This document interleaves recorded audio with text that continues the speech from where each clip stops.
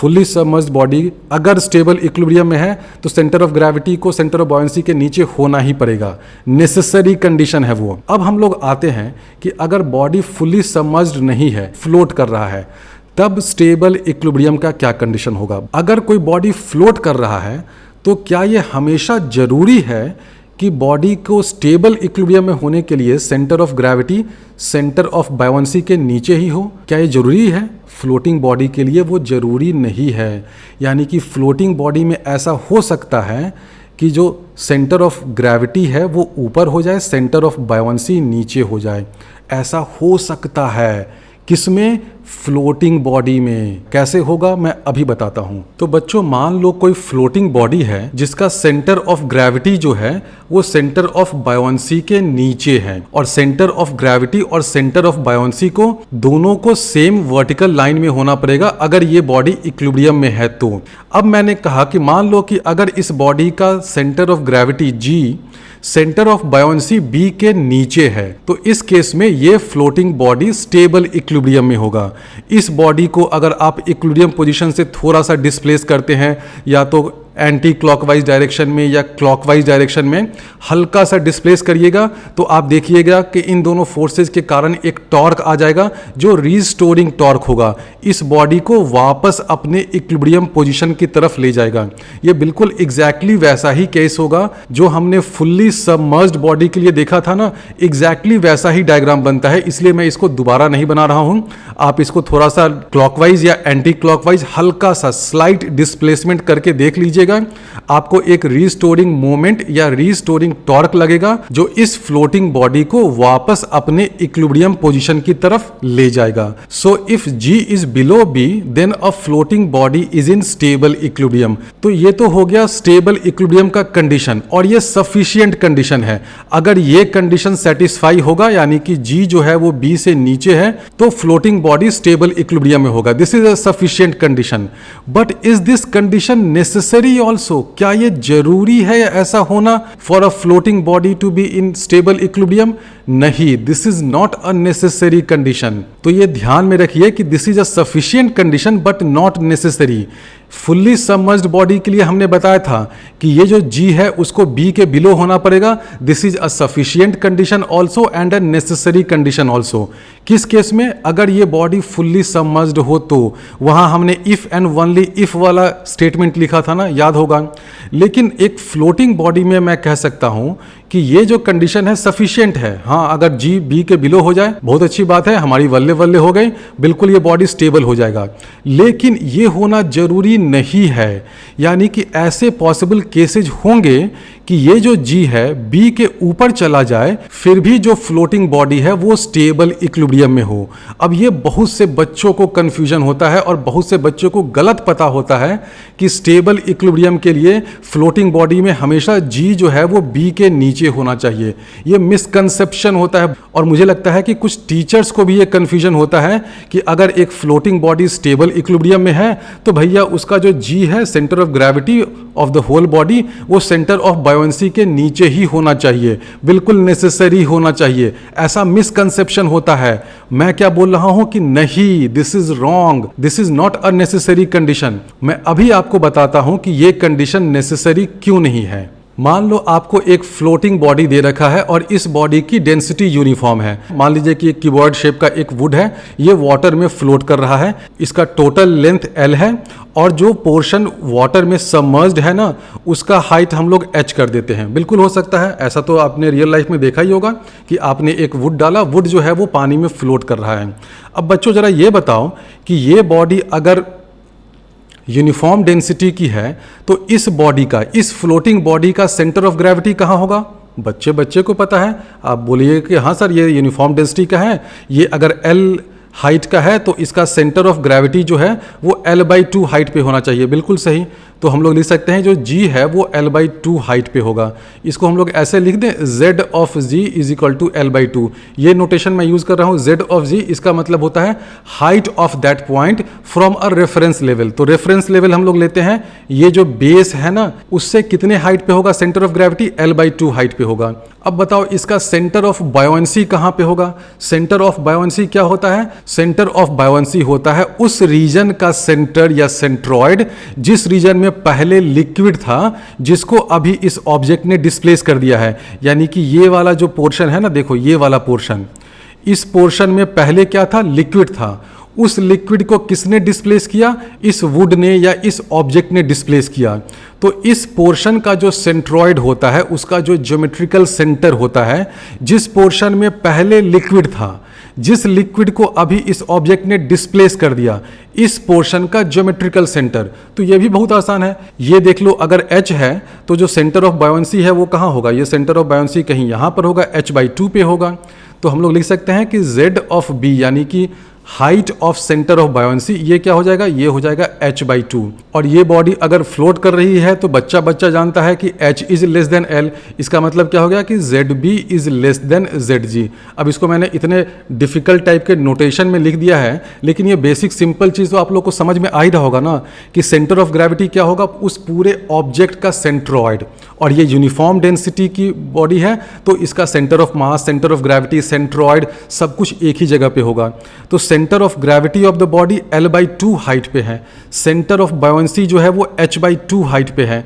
h जो है वो l से छोटा है क्योंकि ये बॉडी फ्लोट कर रहा है, तो ये h तो ऑब्वियसली l से छोटा होगा। यानी कि सेंटर ऑफ बायोंसी जो है वो सेंटर ऑफ ग्रेविटी के नीचे आ गया। तो मैंने क्या प्रूफ कर दिया कि in a floating body of uniform density G must always be above B।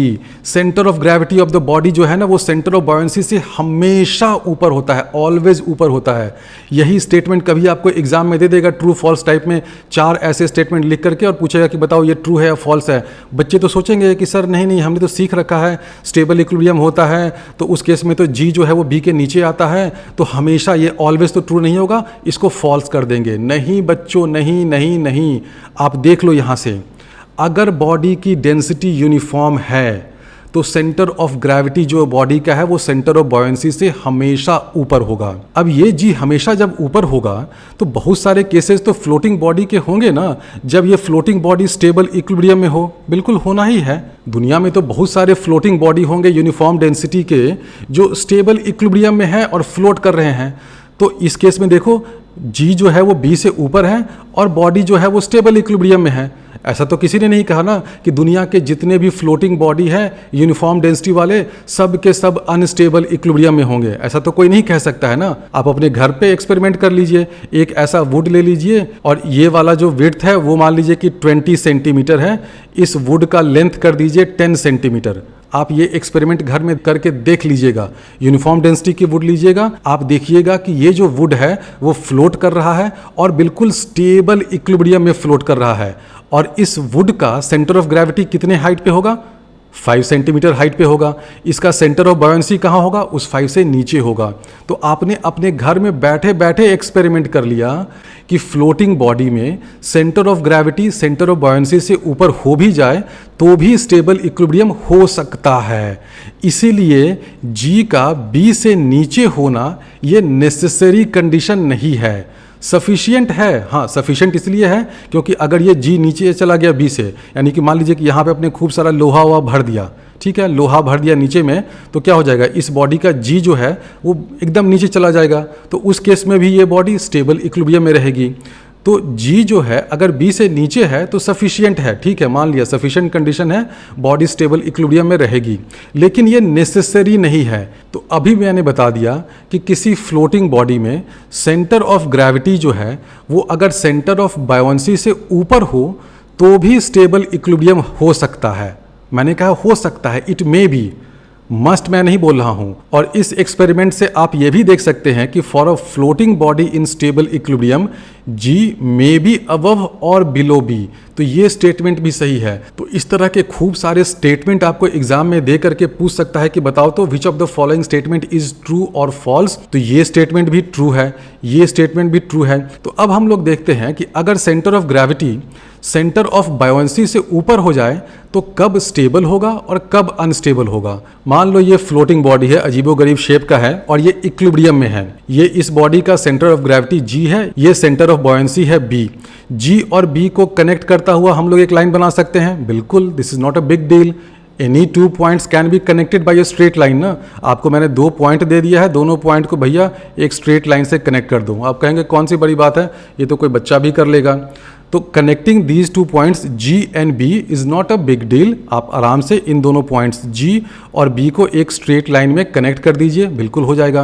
But the big deal is कि ये एक वर्टिकल स्ट्रेट लाइन होगा, वर्टिकल होगा। क्यों वर्टिकल होगा? सोचो सोचो सोचो, क्यों वर्टिकल होगा? क्योंकि ये बॉडी अभी इक्विलिब्रियम में है, और हमने चिल्ला चिल्ला कर कुछ देर पहले ही बताया था कि अगर कोई बॉडी इक्विलिब्रियम में है तो G और B इन दोनों को एक वर्टिकल लाइन में लाई करना पड़ेगा। तो ये बॉडी है इक्विलिब्रियम में, इसलिए G और B को कनेक्ट करता हुआ एक वर्टिकल लाइन हम लोग बना सकते हैं। और देखो यहाँ पर हमने G को B के ऊपर लिया है। अब हमें चेक करना है कि ये बॉडी स्टेबल इक्विलिब्रियम में है कि नहीं है। तो चेक करने के लिए हम लोग क्या करते हैं, इस बॉडी को अपने इक्विलिब्रियम पोजीशन से थोड़ा सा क्लॉकवाइज या एंटी क्लॉकवाइज डिस्प्लेस कर देते हैं। और ये जो वर्टिकल लाइन हमने बना दिया है ना, कनेक्टिंग G एंड B, इस लाइन को कहीं कहीं लाइन ऑफ सिमेट्री भी कहते हैं, क्योंकि सेंटर ऑफ ग्रेविटी इसी लाइन पे सिचुएटेड है। और इस लाइन का अच्छा खासा इंपॉर्टेंस है, इसलिए इस लाइन को ध्यान में रखिए। अभी जब मैं इस बॉडी को डिस्प्लेस करूंगा, slight displacement for checking whether it is in stable और अनस्टेबल इक्विलिब्रियम, तो मैं इस बॉडी को डिस्प्लेस करूंगा, लेकिन इस पर्टिकुलर लाइन के डिस्प्लेसमेंट को भी ध्यान में रखूंगा। यानी कि आप मान लीजिए कि ये जो वर्टिकल लाइन है ना, लाइन ऑफ सिमेट्री, इसको आप इस सेंटर ऑफ ग्रेविटी के साथ फिक्स कर देते हैं, गोंद लगा करके या यहाँ पे नेल ठोक करके, कील ठोक करके। इस लाइन को, ये जो लाइन ऑफ सिमेट्री है ना, इस लाइन को हमने इस पॉइंट G के साथ फिक्स कर दिया है, नट बोल्ट से, स्क्रू से टाइट कर दिया है। यानी कि इस लाइन को, इस लाइन ऑफ सिमेट्री को हमने बॉडी के साथ फिक्स कर दिया है। तो इस बॉडी को अब हम लोग स्लाइटली एंटी क्लॉकवाइज डायरेक्शन में डिस्प्लेस करते हैं। अब इस बॉडी को डिस्प्लेस करने से ये बताओ, क्या सेंटर ऑफ बायोंसी चेंज होगा? बिल्कुल चेंज होगा, क्योंकि सेंटर ऑफ बायोंसी किस पे डिपेंड करता है? सेंटर ऑफ बायोंसी होता है centroid of the displaced fluid. जिस पोर्शन के फ्लूइड को इस बॉडी ने डिस्प्लेस किया है, उस पोर्शन का ज्योमेट्रिकल सेंटर। तो अगर आप इस बॉडी को इधर एंटी क्लॉकवाइज डायरेक्शन में डिस्प्लेस करिएगा तो क्या हो जाएगा? होगा ये कि ये वाला पोर्शन थोड़ा सा ऊपर चला जाएगा, इधर वाला पोर्शन थोड़ा सा नीचे आएगा। तो उस केस में क्या हो जाएगा कि इस साइड में, लेफ्ट साइड के जो पोर्शन है ना, उसमें ज़्यादा लिक्विड डिस्प्लेस होगा। ज़्यादा लिक्विड इधर डिस्प्लेस होगा तो सेंटर ऑफ बायोंसी इधर आ जाएगा, लेफ्ट की तरफ आ जाएगा। मैं इसका डायग्राम बनाता हूँ तो आपको दिख जाएगा। बॉडी पहले इस पोजिशन में था, ऐसे था, इक्विलिब्रियम पोजीशन में था। हमने इसको इस डायरेक्शन में एंटी क्लॉकवाइज थोड़ा सा डिस्प्लेस कर दिया, ACW थोड़ा सा डिस्प्लेस किया। डिस्प्लेस करने से क्या हुआ? इधर वाला पोर्शन ऊपर चला गया, इधर वाला पोर्शन और नीचे आया। तो उससे क्या हो जाएगा? ये जो सेंटर ऑफ बायोंसी अभी इधर है, वो थोड़ा सा डिस्प्लेस होकर के इधर आ जाएगा, जिसको हमने B' से डिनोट किया है। इधर क्यों आएगा? क्योंकि आप देखो इस साइड में अब ज़्यादा लिक्विड डिस्प्लेस हुआ है, इस साइड में लेफ्ट पोर्शन में। इधर देखो कम लिक्विड डिस्प्लेस हुआ है, क्योंकि इधर वाला तो ऊपर चला गया ना। तो सेंटर ऑफ बायोंसी यहाँ आ गया। अब अपथ्रस्ट फोर्स किसके थ्रू एक्ट करता है? इस पॉइंट पे एक्ट करता है। अपथ्रस्ट फोर्स जो है वो वर्टिकली अपवर्ड डायरेक्शन में होगा। अपवर्ड देखो गया, अपवर्ड गया। ये ओरिजिनल लाइन ऑफ सिमेट्री है, ये वाला लाइन ऑफ सिमेट्री है ना, देखो यहाँ पे ये जो था ना लाइन ऑफ सिमेट्री, वही लाइन ऑफ सिमेट्री ये है, जिसको मैंने बोला था ना कि ध्यान रखो, ये लाइन ऑफ सिमेट्री इस G के साथ गोंद लगा के चिपक गया है। तो ये वाला ओरिजिनल लाइन ऑफ सिमेट्री हो गया, ये वाला लाइन। ये लाइन और ये वर्टिकल लाइन इस पॉइंट M पर इंटरसेक्ट कर रहा है, बिल्कुल कर रहा है। इस पॉइंट का एक खास नाम होता है, इसको कहते हैं मेटा सेंटर। समझ लो मेटा सेंटर कैसे आया, बिल्कुल अच्छे से समझ लो, क्योंकि बहुत सारे बुक्स में ये नहीं रहता है, कन्फ्यूजन होता है। वंस एंड फॉर ऑल इसको समझ लोगे तो ग्रेजुएशन, MSc सब जगह काम आएगा ये मेटा सेंटर। खास करके जो बच्चे सिविल इंजीनियरिंग या इन्वायरमेंटल इंजीनियरिंग में जाएंगे, उनको काफ़ी इसका यूज़ करना पड़ेगा। तो ये मेटा सेंटर देखो क्या है। मेटा सेंटर एक पॉइंट है जो ओरिजिनल लाइन ऑफ सिमेट्री पे लाई करता है। देखो ये M तो इसी लाइन ऑफ सिमेट्री पे है ना। ये पॉइंट कहाँ से आया? जब बॉडी डिस्प्लेस हुआ तो सेंटर ऑफ बायोंसी से आप एक वर्टिकल लाइन बनाइए। ये vertical line line of symmetry को कहीं इंटरसेक्ट करेगा। जिस पॉइंट पर इंटरसेक्ट करेगा उसका नाम हो जाता है मेटा सेंटर, उसको हमने M से डिनोट कर दिया। अब इस केस में देखो कि इस बॉडी में किसी भी एक पॉइंट के अबाउट, इस M के अबाउट या इस G के अबाउट या इस B' के अबाउट, क्या कोई नेट टॉर्क लग रहा है? क्या बिल्कुल लग रहा है। फॉर एग्जाम्पल, अगर हम लोग about this point M net torque calculate करें तो टॉर्क बिकॉज ऑफ बायोंसी तो कुछ नहीं होगा, क्योंकि ये बायोंसी फोर्स इसी M को इंटरसेक्ट कर रहा है। लेकिन देखो ये वाला जो वेट है ना, वो इस M के अबाउट एक टॉर्क लगा रहा है। किस डायरेक्शन में? इस डायरेक्शन में, क्लॉकवाइज डायरेक्शन में। डिस्प्लेसमेंट किस डायरेक्शन में हुआ? एंटी क्लॉकवाइज डायरेक्शन में। यानी कि जो नेट टॉर्क लग रहा है वो रीस्टोरिंग टॉर्क है, वो आपके डिस्प्लेसमेंट के ऑपोजिट डायरेक्शन में है। आप देख लो, आप पॉइंट M के अबाउट नेट टॉर्क कैलकुलेट करोगे तो आपको दिख जाएगा कि वेट के कारण, किसका वेट? बॉडी का वेट के कारण एक टॉर्क आएगा, और वो टॉर्क इस डायरेक्शन में होगा, क्लॉकवाइज डायरेक्शन में होगा। इनिशियल डिस्प्लेसमेंट था एंटी क्लॉकवाइज डायरेक्शन में, यानी कि ये रीस्टोरिंग टॉर्क है, बॉडी को वापस अपने इक्विलिब्रियम पोजीशन में लाएगा। और ये कब हुआ? जब ये सेंटर ऑफ ग्रेविटी G जो है वो मेटा सेंटर के नीचे है। यानी कि कंडीशन हमने क्या प्रूव किया कि अगर ये centre of gravity Meta centre के नीचे हो तो बॉडी स्टेबल इक्विलिब्रियम में होता है। इस बॉडी का देखो G जो था वो B के ऊपर है, फिर भी ये स्टेबल इक्विलिब्रियम में हो गया, प्रोवाइडेड ये जो G है वो M के नीचे हो। तो कंडीशन हमने प्रूव किया कि अगर ये G M के नीचे हो, मेटा सेंटर के नीचे हो, तो बॉडी स्टेबल इक्विलिब्रियम में होगा। अब रही बात कि क्या ये कंडीशन नेसेसरी है? बिल्कुल नेसेसरी है। नेसेसरी इसलिए है क्योंकि अगर ये G M के ऊपर चला जाए तो बॉडी अनस्टेबल इक्विलिब्रियम में आ जाएगा। अभी मैं आपको एक केस ऐसा दिखाऊंगा जिसमें अगर ये G M के ऊपर चला जाए, यानी कि G का हाइट जो है वो M के हाइट से ज़्यादा हो जाए, तो बॉडी अनस्टेबल इक्विलिब्रियम में हो जाएगा। इट मीन्स ये जो कंडीशन मैं लगा रहा हूँ ना कि height of centre of gravity this should be less than ZM, Z का मतलब हाइट ऑफ दैट पॉइंट, तो Z of centre of gravity should be less than Z of M for stable equilibrium. This condition is sufficient. It is not only sufficient, it is necessary also. It is necessary क्योंकि अगर ये condition violet होगा, अगर ये centre of gravity Meta centre के ऊपर जाएगा तो बॉडी अनस्टेबल इक्विलिब्रियम में आ जाएगा। वो मैं अभी आपको दिखाता हूँ। तो इस डायग्राम को आप लोग अच्छे से समझ लीजिए कि ये स्मॉल डिस्टर्बेंस एंगल या स्मॉल डिस्प्लेसमेंट के लिए मेटा सेंटर के नीचे है, तो एक रिस्टोरिंग टॉर्क लगेगा, बॉडी स्टेबल इक्विलिब्रियम में रहेगा। अब ये जो मेटा सेंटर है इसके बारे में बहुत तरह तरह की बातें होती हैं, तो मैं कुछ बातें आपको बता देता हूँ। ये जो मेटा सेंटर है वो इसी लाइन ऑफ सिमेट्री पे लाई करता है। क्या किसी बॉडी के लिए इसका पोजीशन फिक्स हो जाता है? हाँ, अगर आप स्मॉल डिस्टर्बेंस दे रहे हैं, स्मॉल डिस्प्लेसमेंट कर रहे हैं और आप सिर्फ इस लाइन ऑफ सिमेट्री और इसी प्लेन में डिस्प्लेसमेंट को कंसिडर करिएगा तो बॉडी का मेटा सेंटर एक तरह से फिक्स है, बट अंडर द अजम्पशन कि आपका सारा डिस्प्लेसमेंट इसी लाइन ऑफ सिमेट्री और इसी प्लेन में हो रहा है और डिस्प्लेसमेंट स्मॉल है। तो जनरली हम लोग स्टेबिलिटी चेक करने के लिए तो डिस्प्लेसमेंट स्मॉल ही देते हैं ना। तो ये जो मेटा सेंटर है उसका पोजीशन फिक्स होता है, ये मेटा सेंटर इसी लाइन ऑफ सिमेट्री पे लाई करता है, और ये जो मेटा सेंटर M है ना वो इस B के हमेशा ऊपर रहता है। ये हमेशा समझ लो, ये जो M है वो B के हमेशा ऊपर होगा। ये जो G है ये तो ऊपर भी जा सकता है, M के नीचे भी आ सकता है, क्योंकि G किस पे डिपेंड करता है? G तो डिपेंड करता है इस बॉडी में मास डिस्ट्रीब्यूशन, डेंसिटी डिस्ट्रीब्यूशन कैसा है। लेकिन ये बात हमेशा ध्यान में रखना कि ये जो M है ना वो इस B के हमेशा ऊपर होता है। G जो है वो बिल्कुल स्वच्छंद प्राणी है, वो वैगा बाउंड है, फ्री रेडिकल है, वो नीचे भी हो सकता है B के। G जो है वो M और B के बीच में भी हो सकता है। G जो है वो M से ऊपर भी जा सकता है।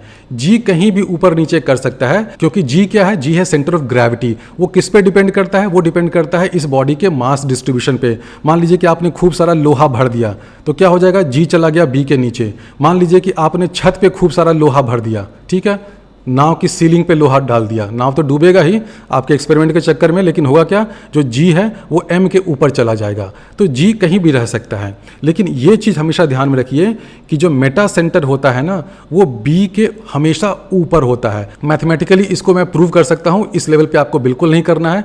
और ये जो मेटा सेंटर है वो इस बॉडी के शेप, उसके डायमेंशन, उसके लेंथ, उसके विड्थ और डेंसिटी ऑफ फ्लूइड, उन सब चीज़ों पर डिपेंड करता है। अभी हमने कहा कि ये जो मेटा सेंटर है ये सेंटर ऑफ बायोंसी के ऊपर ही होता है। इसके ऊपर क्यों होता है? सिंपल सा लॉजिक है। ये मेटा सेंटर आया कहाँ से? हम लोगों ने एक बॉडी को डिस्प्लेस किया, डिस्प्लेस करने के बाद देखा कि सेंटर ऑफ बायोंसी कहाँ पर है। सेंटर ऑफ बायोंसी से एक वर्टिकल लाइन ऊपर की तरफ ले गए, ऊपर की तरफ ले गए और ये वाला लाइन ऑफ सिमेट्री को जिस पॉइंट पर इंटरसेक्ट कर रहा है उसका नाम दे दिया मेटा सेंटर। तो देखिए ये कंस्ट्रक्शन से ही लग रहा है ना, आप सेंटर ऑफ बायोंसी से ऊपर की तरफ वर्टिकली गए, ऊपर की तरफ गए तो रास्ते में आपको इस पॉइंट ऑफ इंटरसेक्शन पे एम मिला, मेटा सेंटर मिला। तो ऑब्वियसली मेटा सेंटर तो सेंटर ऑफ बायोंसी से ऊपर ही होगा। तो मेटा सेंटर की कहानी बस इतनी ही है। ध्यान ये रखना बच्चों कि अगर ये centre of gravity Meta centre के नीचे है तो बॉडी स्टेबल इक्विलिब्रियम में होगा, और ये कंडीशन नेसेसरी भी है क्योंकि मैं अभी आपको दिखा रहा हूं कि अगर ये जी एम के ऊपर हो गया तो बॉडी अनस्टेबल इक्विलिब्रियम में हो जाएगा। फॉर एग्जाम्पल आप ये वाला केस देखिए, इसमें जी जो है वो m से ऊपर चला गया है, g की हाइट m के हाइट से ऊपर है, और इस बॉडी को भी आपने स्लाइटली डिस्प्लेस किया है इस डायरेक्शन में, एंटी क्लॉकवाइज आपने स्लाइटली डिस्प्लेस किया है। तो अब इस डिस्प्लेसमेंट के बाद देखो क्या होगा, बी डैश यहाँ पर आ गया, ठीक है, सेंटर ऑफ बॉयंसी यहाँ पर आ गया, यहाँ से एक वर्टिकल लाइन बनाइए जो ओरिजिनल लाइन ऑफ सिमेट्री को इंटरसेक्ट करेगा एम पे, तो ये आपका एम आ गया ना, बिल्कुल आ गया। सेंटर ऑफ ग्रेविटी यहाँ पर है, तो अभी आप इस एम के अबाउट टॉर्क कैलकुलेट करिएगा तो क्या होगा, इस वेट के कारण एक टॉर्क आएगा जो इस डायरेक्शन में होगा, ये ओवर टर्निंग टॉर्क हो गया, ठीक है। ओवर टर्निंग टॉर्क का मतलब क्या है कि जिस डायरेक्शन में डिस्प्लेसमेंट है उसी डायरेक्शन में आपको टॉर्क लग रहा है, तो ये रिस्टोरिंग टॉर्क तो नहीं हुआ ना, आप राइट हैंड रूल से चेक कर लीजिएगा। इस वेट का जो टॉर्क होगा अबाउट दिस पॉइंट एम वो ओवर टर्निंग टॉर्क होगा, और मैं अबाउट दिस पॉइंट एम कह रहा हूं लेकिन आप किसी भी पॉइंट के अबाउट टॉर्क कैलकुलेट करिए, आप इस पॉइंट जी के अबाउट टॉर्क कैलकुलेट कर लीजिए, तो उस केस में इस एफ बी अब थ्रस्ट फोर्स का टॉर्क लेना पड़ेगा, तो आप इस पॉइंट जी के अबाउट इस एफ बी का टॉर्क कैलकुलेट करिएगा तो वो भी इस डायरेक्शन में होगा। आप किसी आर्बिट्ररी पॉइंट इसके अबाउट टॉर्क कैलकुलेट कर लीजिए, इसके अबाउट भी टॉर्क कैलकुलेट करिएगा तो वो भी इस डायरेक्शन में होगा। तो आप इस बॉडी में किसी पॉइंट के अबाउट टॉर्क कैलकुलेट कर लीजिए, उसका डायरेक्शन यही आएगा। जनरली हम लोग इस एम के अबाउट या इस जी के अबाउट लेते हैं ताकि torque because of one of the force वो नेग्लेक्ट किया जा सके। तो स्टेबल इक्विलिब्रियम वाले केस में या अनस्टेबल इक्विलिब्रियम वाले केस में आप टॉर्क किसी भी पॉइंट के अबाउट कैलकुलेट कर सकते हैं। तो अभी हमने प्रूव कर दिया कि अगर बॉडी को स्टेबल इक्विलिब्रियम में होना है तो जो सेंटर ऑफ ग्रेविटी है उसकी हाइट मेटा सेंटर के हाइट से कम होनी चाहिए, यानी कि centre of gravity should lie below Meta centre, and this is a sufficient condition and a necessary condition also. अभी तो हम लोगों ने एंटी क्लॉकवाइज डिस्प्लेसमेंट करके दिखा दिया, आप क्लॉकवाइज डिस्प्लेसमेंट भी कर लीजिए, बात वही आएगी। फॉर एग्जाम्पल ये शिप है, इस शिप को हम लोग इस डायरेक्शन में क्लॉकवाइज डायरेक्शन में हल्का सा डिस्प्लेस करते हैं। देखो जब क्लॉकवाइज डायरेक्शन में डिस्प्लेस किया तो क्या हो जाएगा, शिप का ये वाला पोर्शन ऊपर चला गया, ऐसे हमने डिस्प्लेस किया है ना, यानी कि इस साइड में ज़्यादा लिक्विड ये शिप डिस्प्लेस कर रहा है, ज़्यादा लिक्विड इधर डिस्प्लेस हो रहा है, तो देखो सेंटर ऑफ बायोंसी इधर आ गया। सेंटर ऑफ बायोंसी से एक वर्टिकल लाइन बनाते हैं जो ओरिजिनल लाइन ऑफ सिमेट्री, देखो ये ओरिजिनल लाइन ऑफ सिमेट्री है, उसको इंटरसेक्ट कर रहा है एम पे, ये एम हो गया मेटा सेंटर। अब सेंटर ऑफ ग्रेविटी देखो इस एम के नीचे है, अब देखो इसमें एक रीस्टोरिंग मोमेंट या रीस्टोरिंग टॉर्क लग रहा है। आप about this point M torque calculate करिए तो क्या हो जाएगा, टॉर्क बिकॉज ऑफ वेट वो इस डायरेक्शन में लगेगा। तो इस बॉडी का डिस्प्लेसमेंट हमने किया क्लॉकवाइज डायरेक्शन में, रीस्टोरिंग मोमेंट किस डायरेक्शन में लगा, एंटी क्लॉकवाइज डायरेक्शन में, तो इसलिए ये बॉडी स्टेबल इक्विलिब्रियम में है। अगर सेंटर ऑफ ग्रेविटी एम से ऊपर हो तो देखो क्या होगा, अगर मान लो कि मैंने इसको क्लॉकवाइज डायरेक्शन में इस शिप को डिस्प्लेस किया, सेंटर ऑफ बॉयंसी यहाँ पर आ गया, सेंटर ऑफ बॉयंसी से एक वर्टिकल लाइन बनाया जो ओरिजिनल लाइन ऑफ सिमेट्री को यहाँ पर इंटरसेक्ट किया, लेकिन सेंटर ऑफ ग्रेविटी देखो यहाँ पर है, तो अबाउट दिस पॉइंट एम या अबाउट एनी अदर पॉइंट आप टॉर्क कैलकुलेट करिएगा तो आपको एक ओवर टर्निंग मोमेंट या ओवर टर्निंग टॉर्क मिलेगा। ओवर टर्निंग का मतलब ये हुआ कि देखो इनिशियल डिस्प्लेसमेंट भी क्लॉकवाइज डायरेक्शन में है, टॉर्क भी जो आ गया वो भी क्लॉकवाइज डायरेक्शन में आ गया, यानी कि ये पूरी की पूरी शिप जो है वो अब पलट जाएगी, ओवर टर्न कर जाएगी। तो ये कौन सा इक्विलिब्रियम हो गया, अनस्टेबल इक्विलिब्रियम हो गया। यानी कि for stable equilibrium centre of gravity has to be below Meta centre.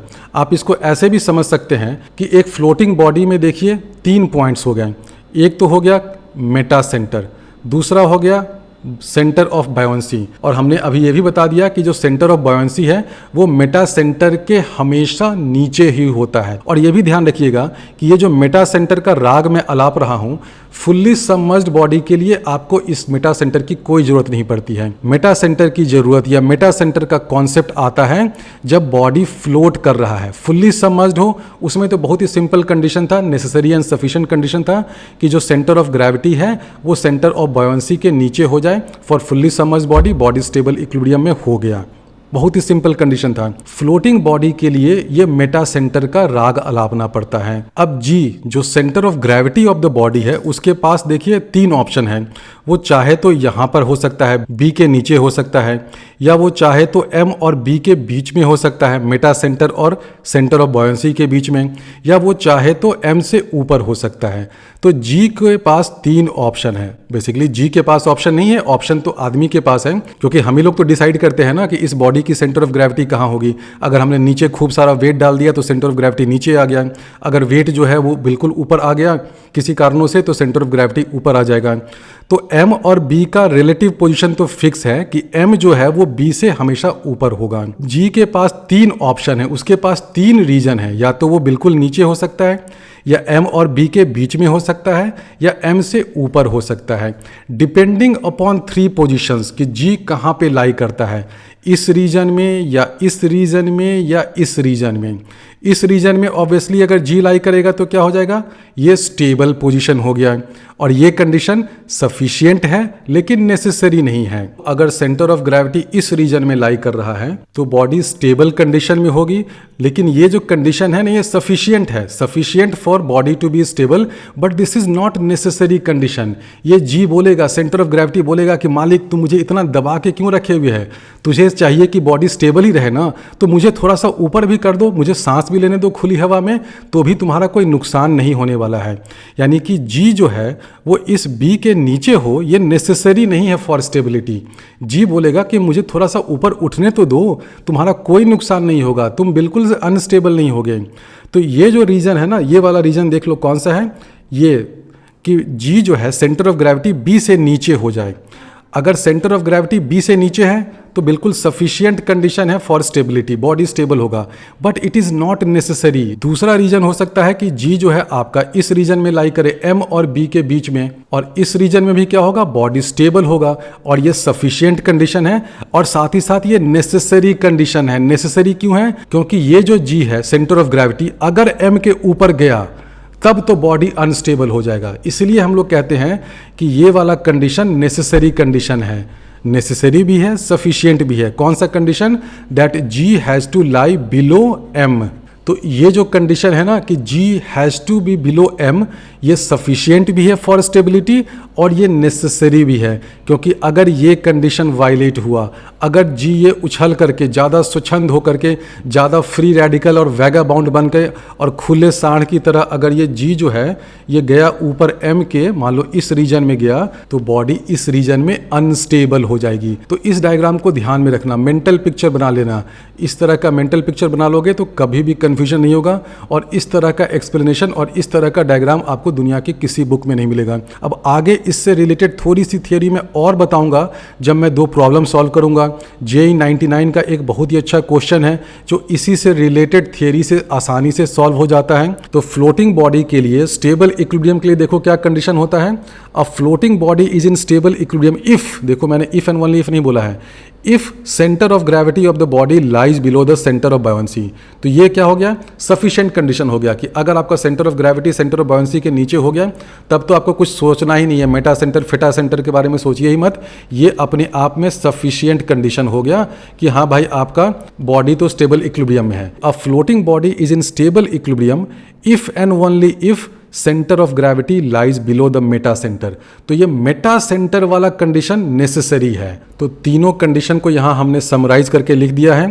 A fully submerged body is in stable equilibrium if and only if centre of gravity of the body lies below the centre of buoyancy. यानी कि fully submerged body के लिए आपके पास कोई चारा नहीं है, जी को, सेंटर ऑफ ग्रेविटी को बी के नीचे होना ही पड़ेगा अगर बॉडी फुल्ली सबमर्ज्ड है तो इन तीनों कंडीशन को अच्छे से समझ लीजिए। इसी टॉपिक पर आपसे क्वेश्चन पूछा जा सकता है मेंस में भी, एडवांस में भी। फॉर एग्जांपल मान लीजिए कि आपको ऐसा कुछ दे दे, ट्रू और फॉल्स। ट्रू और फॉल्स तो आजकल पूछा नहीं जाता है, लेकिन इसको एमसीक्यू में तो पूछ ही सकता है ना। 3 स्टेटमेंट आपको दे देगा, ठीक है, और ऑप्शन दे देगा ABCD 4 ऑप्शन में कि बताओ स्टेटमेंट 1 ट्रू है या 2 ट्रू है या ऑल ट्रू है या ऑल फॉल्स है या 1 एंड ट्रू है एंड 3 इज फॉल्स। बहुत सारे ऑप्शन बन सकते हैं। तो देखो तो जरा तीनों स्टेटमेंट क्या है। पहला स्टेटमेंट क्या है, a fully submerged body is in stable equilibrium if and only if centre of gravity of the body lies below the centre of buoyancy. बिल्कुल सही भाई, ये तो ट्रू है, लिख दो ट्रू है। दूसरा स्टेटमेंट क्या है, a floating body is in stable equilibrium if centre of gravity of the body lies below the centre of buoyancy. और तीसरा स्टेटमेंट भी देखो क्या है, is in stable equilibrium if and only if centre of gravity of the body lies below the centre of buoyancy. तो जिन बच्चों ने अभी जो मैंने थ्योरी पढ़ाई है वो अगर ठीक से समझा ही नहीं है तो वो तो अटक जाएंगे कि सर ये इफ़ है, इसमें इफ़ एंड ओनली इफ़ है, दोनों में अंतर क्या है। वो सोचेंगे कि ये भी ट्रू है, ये भी ट्रू है। यानी कि कुछ बच्चे को बोल सकते हैं कि ऑल 3 आर ट्रू, जबकि आप देख रहे हैं कि थर्ड स्टेटमेंट ट्रू नहीं है, ये फॉल्स है। और इस क्वेश्चन में देखिए, ये जो क्वेश्चन कभी जेई मेंस या एडवांस में अगर पूछा जाएगा तो देखो इस क्वेश्चन में मेटा फेटा सेंटर का नाम ही नहीं लिया है। यानी कि कोई बच्चा ये भी नहीं बोल सकता है कि मेटा सेंटर कहाँ से पूछ लिए, वो तो सिलेबस में ही नहीं होता है। तो इस पूरे क्वेश्चन में मेटा सेंटर वर्ड का यूज ही नहीं किया है पेपर सेटर्स ने। लेकिन देखो ये क्वेश्चन कितना अच्छा है। पहला स्टेटमेंट ट्रू है, दूसरा स्टेटमेंट भी देखो ट्रू है, क्योंकि a floating body is in stable equilibrium if centre of gravity of the body lies below the centre of buoyancy. लेकिन तीसरा स्टेटमेंट फॉल्स है, क्योंकि हमने यहाँ पर इफ एंड ओनली इफ लगा दिया। और मैं जानता हूँ कि सेंटर ऑफ ग्रेविटी का सेंटर ऑफ बायोंसी के बिलो होना नेसेसरी नहीं है, तो इफ एंड ओनली इफ नहीं हो सकता है। अगर कोई फ्लोटिंग बॉडी स्टेबल इक्विलिब्रियम में है तो मैं ये नेसेसरीली नहीं कह सकता हूँ कि उसका जो जी है बी के बिलो होगा, ये जरूरी नहीं है। इसलिए इफ एंड ओनली इफ वाला जो कंडीशन है ना, ये गलत है, ये स्टेटमेंट फॉल्स हो जाएगा।